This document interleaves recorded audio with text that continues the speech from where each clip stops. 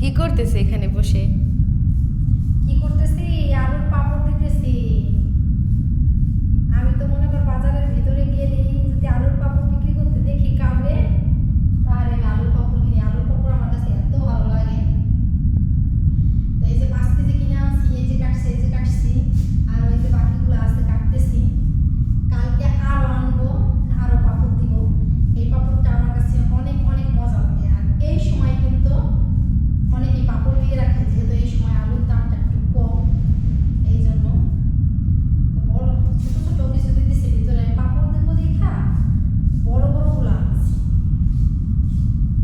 আলুগুলো সুন্দর করে ছিলে আমি যেরকম পারতেছি সেরকম সাইজে করতেছি। এগুলো তো হালকা ভাপ দিতে হবে, তারপরে আবার রোদ দিতে হবে, আরও খাইবা যাবে। আমি ভাবলাম এই সাইজ করে কাটি। 2 বল হয়ে গেছে, এখন আরও 1 বল হবে।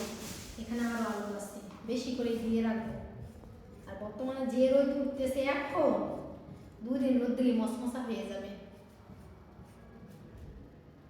তো আলুগুলো যে সুন্দর করে সিলে